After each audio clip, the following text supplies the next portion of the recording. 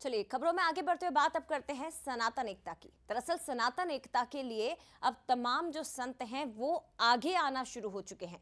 धीरेन्द्र कृष्ण शास्त्री के बाद अब अनिरुद्धाचार्य जी ने भी बयान दिया है।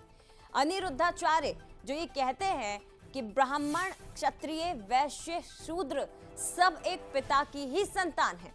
हम चार भाई हैं और चारों को मिलकर रहना चाहिए। साथ ही उन्होंने कहा कि हिंदू सनातनियों संगठित हो जाओ, एक हो जाओ। धीरेन्द्र शास्त्री आपको याद दिला दें कि पूर्व में इस दिशा में अपील कर चुके हैं। हिंदुओं से वो अपील कर चुके हैं कि ना कोई ब्राह्मण है ना कोई शूद्र है, सब हिंदू हैं। इसके साथ ही उन्होंने गैर ब्राह्मणों को भी पुजारी की वकालत वो कर चुके हैं कि गैर ब्राह्मण को भी पुजारी बनाया जाए। लेकिन ये बड़ी खबर है कि आप देख सकते हैं, एक तरफ पंडित धीरेन्द्र कृष्ण शास्त्री और दूसरी तरफ अनिरुद्धाचार्य। ये वो चेहरे हैं जिनकी युवाओं में भी लोकप्रियता है, जिनके सोशल मीडिया पर भी एक अलग ही फैन फॉलोइंग है। और अब ये सभी संत जो हैं वो सनातन एकता को लेकर एक साथ सुर आगे बढ़ा रहे हैं।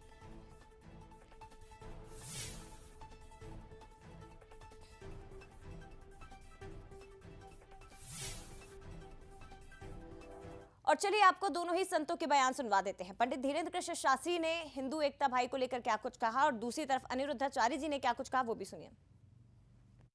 हम ये कहते हैं कि इस देश में ना दलित है, ना पिछड़े हैं, ना बिछड़े हैं, तो सब होने चाहिए।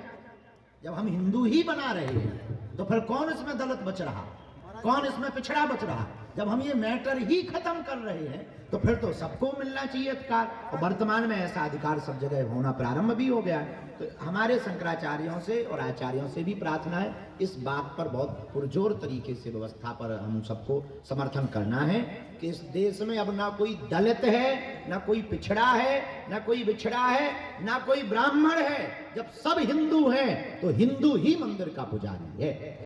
निश्चित है कि बटोगे तो कटोगे, इसलिए हिंदुओं, सनातनियों संगठित रहो, जातवाद में ना बटो। हम चार भाई हैं, ब्राह्मण, क्षत्रिय, वैश्य, शूद्र, चारों को एक पिता की संतान की तरह रहना चाहिए, एक दूसरे के काम आना चाहिए। और बटना क्यों है, प्यार से रहो। तो ये दो बड़े संतों को आपने सुना, लेकिन जिस तरह से सनातन का संदेश दिया जा रहा है, क्या मैसेज देने की कोशिश, समझने की कोशिश करते हैं। क्या हिंदुत्व देश में सबसे बड़ा मुद्दा बनने जा रहा है? ये सबसे महत्वपूर्ण सवाल है कि क्या हिंदुत्व सबसे बड़ा मुद्दा बनने जा रहा है? क्या हिंदुत्व की मुहिम को अराजनीतिक बनाने की कोशिश है? युवा संतों के जरिए सनातन की एकता का क्या संदेश दिया जा रहा है? ये वो सवाल हैं जो तमाम संत जब कहते हैं कि हिंदू हिंदू भाई भाई है, चारों वर्ण भाई भाई हैं, तो क्या इस तरह के मैसेज देने की कोशिश हो रही है? लेकिन इस पर और ज्यादा विश्लेषण हम करेंगे। हमारे साथ न्यूज़8 शरद द्विवेदी जी भी इस वक्त फोन लाइन पर जुड़ गए हैं। शरद जी, बटेंगे तो कटेंगे, एक है तो सेफ है, राजनीतिक मंच से निकला हुआ ये बयान और अब पहुंच गया है हिंदू एकता पर, हिंदू हिंदू भाई भाई पर, धार्मिक मंच पर, और उन चेहरों के जरिए जो एक अलग ही स्तर रखते हैं धार्मिक क्षेत्र में, या ये समझा जाए कि जिनकी लोकप्रियता सबसे ज्यादा है, खासतौर पर युवाओं में। क्या ये प्रयास किया जा रहा है और साथ ही समाज में व्याप्त सदियों से उन कुरीतियों पर प्रहार करने की कोशिश के रूप में भी क्या इसे देखा जाएगा? देखिए, इसके पीछे एक बहुत ही अच्छी सोच और प्लानिंग समझ में आती है। जो अनुमान लगाया जा रहा है कि इसमें दो बातें हैं। हिंदुत्व बीजेपी का कोर एजेंडा शुरू से है और उस पर हिंदी भाषी पट्टी का एक बड़ा मतदाता वर्ग जो है, वो खासतौर से जो शहरों में रहता है, वो भारतीय जनता पार्टी के साथ खड़ा नजर आता रहा है। लेकिन जब से लोकसभा में जातिगत जनगणना और संविधान बदलने के मसले को लेकर बीजेपी ने चोट खाई, कांग्रेस ने जिसका नेतृत्व किया विपक्ष की तरफ से, और ये मैसेज की कि बीजेपी अगर सत्ता में आएगी तो संविधान या आरक्षण के साथ उसका आरोप रहा कि उसमें परिवर्तन हो सकता है। तो बीजेपी लोकसभा में चोट खाने के बाद ये निरंतर सोचती रही, ऐसा अनुमान लगाया जा रहा है, जो ऑब्जर्वर्स मानते हैं कि इस मुद्दे को अगर हम उठाएंगे तो ये राजनीतिक मुद्दा बनेगा, अपोजिशन को फिर ताकत मिलेगी और उस मुद्दे को लेकर वो हमले करेंगे।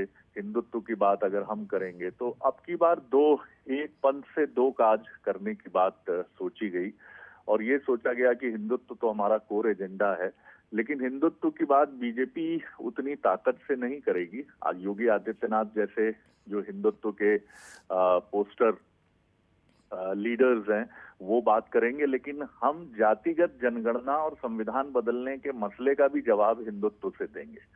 और इसीलिए सभी वर्णों के एक होने की बात का नारा पुरजोर संतों के माध्यम से बुलंद किया गया है कि कोई बंटवारा नहीं है, और इसके साथ इस नारे को भी डिफेंड किया गया है कि एक हैं तो सेफ हैं। अगर जातिगत जनगणना जैसे मसले उठेंगे तो देश जातियों में बटेगा, और जाति में बंटना सांप्रदायिक बंटने से अधिक खतरनाक है। तो ये बीजेपी का एक भविष्य का नारा दिखता है, क्योंकि इस मसले को कांग्रेस निरंतर उठा रही है, विपक्ष लगातार उठा रहा है कि उसका ये भी आरोप है कि भारतीय जनता पार्टी और उसकी विचारधारा के संगठन आरक्षण विरोधी दृष्टि रखते हैं।